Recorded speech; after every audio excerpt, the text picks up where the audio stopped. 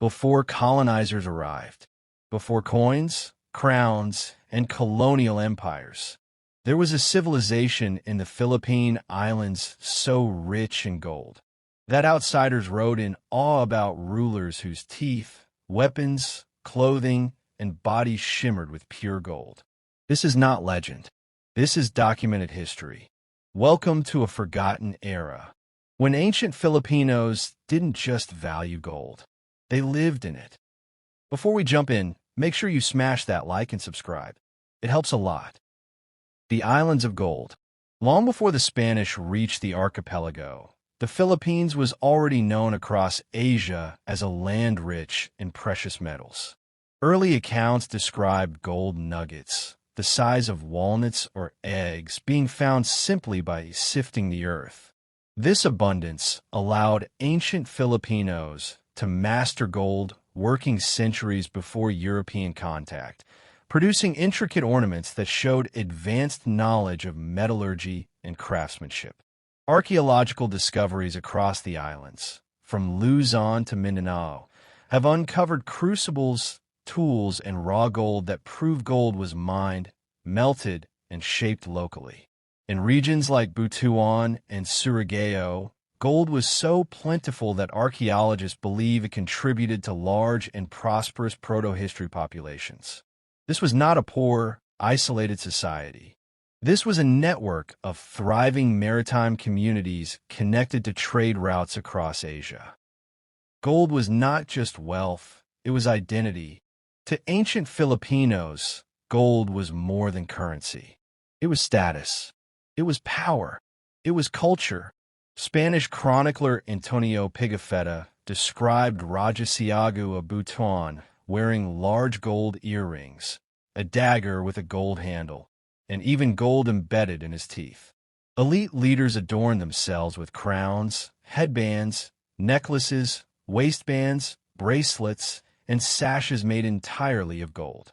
According to historical sources like the Boxer Codex, even the attire of local chiefs, called datus, was often decorated heavily with gold to demonstrate wealth and authority. Gold was not hidden in vaults. It was worn. Gold in everyday life. Archaeological discoveries reveal that gold objects were not limited to ceremonial pieces. Recovered artifacts include gold necklaces made of interlocking beads, waistbands and belts, wrist wraps and bangles, ear ornaments, even domestic objects such as bowls. These items, some dating as far back as the 10th to 13th centuries, show that gold was integrated into daily social life.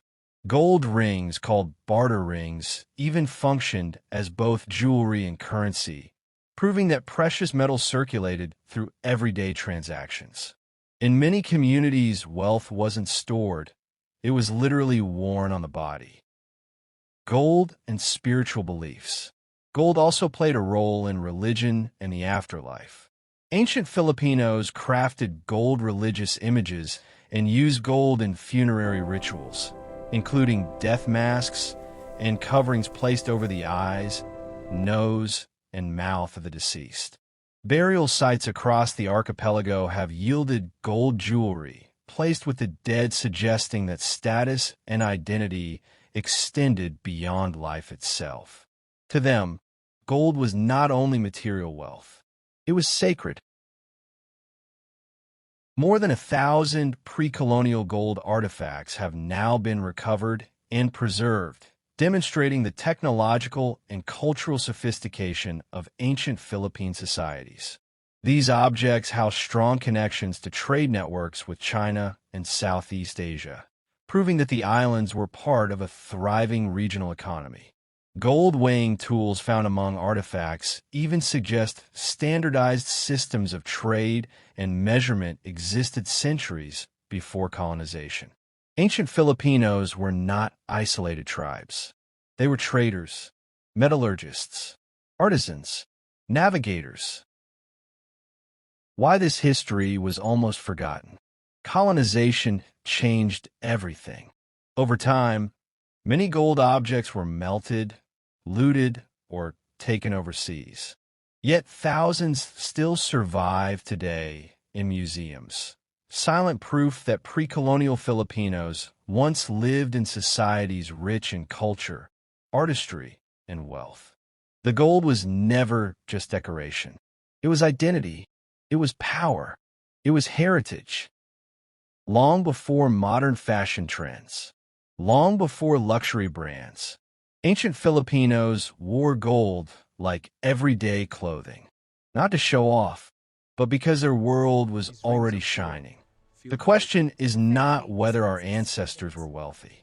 The question is, why were we never fully taught just how advanced they truly were? History remembers what survives. Gold survives.